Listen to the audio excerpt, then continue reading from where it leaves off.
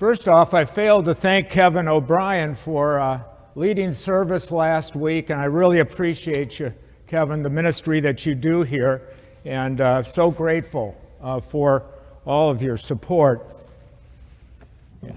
And so here we are. Are you possessed? Have you ever been possessed by something? Probably, if we're honest with ourselves, as this message moves forward, we'll say yes. There have been those times in life where a certain issue, a person, or a thing really grabbed me so hard I couldn't see anything else. We've all been there. Some of us may be possessed right now about some sort of an issue or challenge that we're facing in life. But those kinds of things can be seen sometimes as a type of a demon, something that disturbs our ability to find peace and comfort and joy. And it's something that we have to, from time to time, struggle with. And on some level, possibly identify with the man. I'll call him Max. He's not given a name in the gospel, but for today's lesson, let's just call him Max. Max had many, many demons, and Jesus, of course, heals him. Well, the past week or so, Beth and I have had a chance to get away from things, and sometimes vacations create a sacred type of space for you to even maybe identify those demons, those things that maybe have been pulling at you a little bit. And when you get away from it all, I think you've all experienced that, you do hopefully experience a peace. A wonderful peace. I've been very fortunate throughout my life. I've been able to when I go on a vacation, I've been able to let it go quick. And I don't know what that's saying about me. Maybe I don't think as deeply about things as I should, or what that means, but I've always been graced with that ability to do so. And it certainly happened this week. We had a wonderful time. Going to Chicago for a few days to visit with our grandson and his parents and to do the things grandparents do with 2-year-olds. And it was wonderful. It really was a joy-filled experience, way exceeding my expectations. And it was wonderful. And then we went to Glen Arbor. We went to Glen Arbor for a good solid week. Glen Arbor, Michigan, beautiful place. I mean, it's fantastic right there on the water, and we were able to spend a lot of quality time with dear friends, the Barnes family and the Wolf family, people that we travel with and have become very, very close to over the years. And we're able to enjoy nature, hikes, and a bike ride. And Janet, you'll be pleased to know I tasted a little bit of pickleball and did that. So I learned how to play a little, not learned, that's probably wrong. But anyway, we enjoyed pickleball, and so that was fun as well. And I think the thing that struck me for all of that wonderful stuff and what spoke to me in a really interesting, powerful way, I went golfing for just 9 holes at Sugarloaf. And the winds were between 20 and 40 miles an hour throughout the session. It did gust to over 50, and that's when we couldn't kind of move forward for a minute. But the temperature, the core temperature was 80, and then you had these winds, and it was a very blue sky and all these beautiful trees. And the nature of my game, I just use a 5-iron. I just, try to chip forward every 150 yards, that type of thing. And so the wind had no impact on my modest game. But I felt so alive in the midst of that wind. It was awesome. It felt like the Spirit was just rushing through me, and I'll never forget that time. That will be one of those many moments in life that will help me remember just how powerful and loving our God is.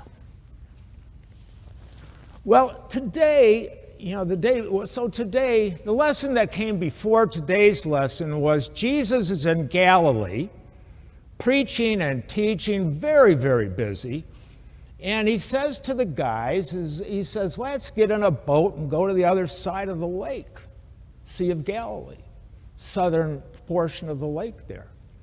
And I wonder if Jesus was in part thinking about taking a little break himself. He was tired and so on. They get in a boat, and as the story goes, they sail about 4 or 5 miles to the other side of the sea, and there's a heck of a storm.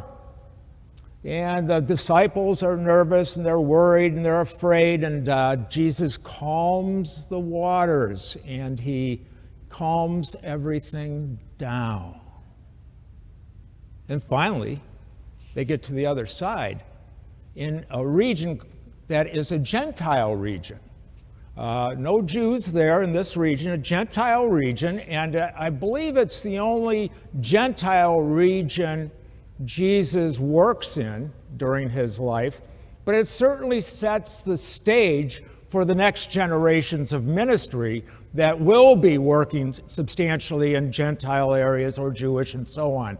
So Jesus lays a marker out for the generations of disciples to follow. And of course, he is met with a man I call Max, a guy who has been disassociated from the community, a guy with so many demons, he's incapable, it seems, to be with other people. And Jesus meets him, and the demons, whatever they may be, understand who's standing in front of them. And they are absolutely afraid. Well, I was thinking that we too, like Max, can be possessed by demons. And if we are, and if Jesus confronted it, what might happen? Now, in our world, some of the demons I think about, you can add to the list. One is money. Money can, once we get past survival, there's 2 levels, right? So state of nature philosophers will talk about, first we have survival. We have to have enough to live comfortably. Enough food, clothing, shelter, probably throw in some health care in that, a modest amount of recreation, but enough to get by. And that's kind of off limits. But then we have whatever is beyond that the state of nature's philosophers would call quality of life. How much quality of life is it that we feel we need to establish a measure of contentedness? Now, that's different for everybody. And we're all in different spaces on that, and that's just the way it is. And however, in the pursuit of that which is beyond survival, this is where demons may strike. How much is enough? What do we do with our resources? How do we spend it? How do we save it? How do we invest it? How do we give it? It can be a source of profound frustration and fear and all kinds of stuff, but that could be a demon.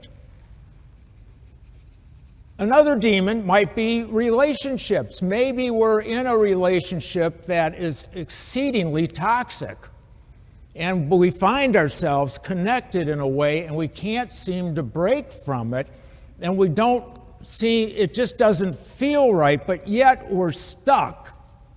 It's almost like something is holding on to us. And we don't have the ability either to break free or the courage to speak up and say, hey, this is where it is. It could be a type of a demon. Hobbies, something as simple as a hobby. Starts out nice, pleasant, wonderful. We can become obsessed with a hobby. It's possible to let it overtake us. I told the story about a man that we knew in ministry who owned a bunch of Corvette racing cars, a very successful dentist in Western New York, and he gave the cars to the mission who was building a homeless shelter for women and children. He said, I've become obsessed. I have to let these things go. He lets them go and he feels like a slave that's been set free.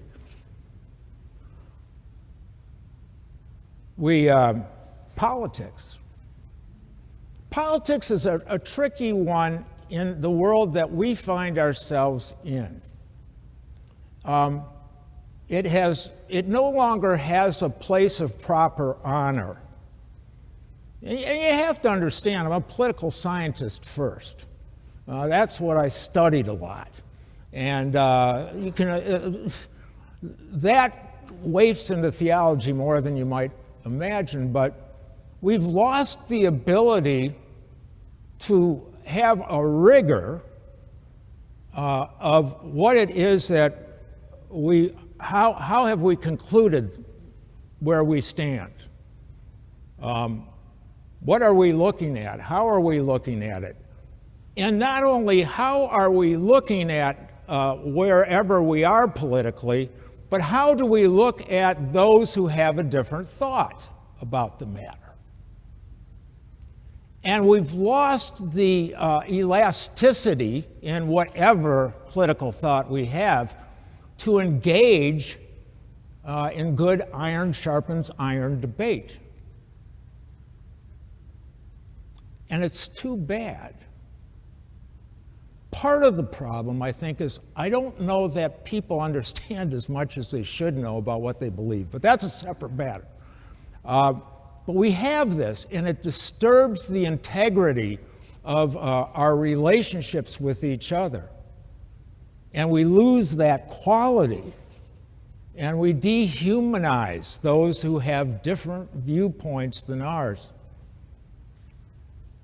United we stand, divided we fall. I tell you the truth, my friends. It is good to be mindful of where each of us stand. And then finally, the demon, I'll call it a demon as we get older, health. Health. As we get older, of course, we need more health care, to be sure. And we recognize that life is shorter all the time. And we're working through these different things, and we talk more about it. We research more about it. We're engaged in more and more stuff about health. That's not all bad. Not all bad. But at some point, most of us get to the question, if we live long enough, who's benefiting from this? Is it me, or is it the medical community? At some point. And it can be a type of demon you can add to the list. The good news today is that Max there is an awareness of the power of Jesus and the fact that these demons are absolutely diametrically in a different space than Jesus. They ask to be released. They want to leave, and they leave. And sadly for the region, they leave a bunch of swine, which probably has an economic impact on the region. I am confident there's no statement here about eating pig. I don't think that's what this is about. But in any event, they leave. And the man comes to his senses. The man is now, Max is liberated, absolutely liberated. He understands life in a way that he had never understood before or had forgotten. And he wants to be the hands and feet of Jesus by following Jesus. And that's amazing news. Now, the good news for us is that Jesus says to Max, no, Max, you're going to stay right here. And you're going to work with your people. And on one level, I think, poor Max, that's got to be a tough mission field, you know. But he does it. He recognizes the challenges that he will face. We have no idea how successful Max was, but in any event, Jesus lays this marker down for the faith to also be shared with Gentiles. We, like Max, have either stories, which I think we probably all do if we think about it, where we have been liberated. There was something in our life that was taking life right out of us. And somehow God worked through us, and we were able to release something. I hope that you have a story or two. It is something to think about. But beyond that, we today, like Max, may have things that are tripping us up. Maybe it's one of the issues I've just brought up or something else that we're afraid to let go of. And Jesus would always say, in any act of profound ministry, and even the ministry to the self, God's, Jesus, love the Lord your God with all your heart and mind, love your neighbor as yourself. Self-love is essential, it is required to be able to live a life of faith. So sometimes we need the courage to say no more to whatever demon may be disturbing the integrity of our holy rest and life. The good news today is that we have been given access to the reality that God is always with us, always coming into us, even when we're afraid, even when we want to deny or push something down. No, God will always come to us. And as we are ready, as our hearts and minds are prepared to take that next step in the journey of life, we will unlock through the power of the Holy Spirit riches that we never could have ever imagined. Just like Max. Amen.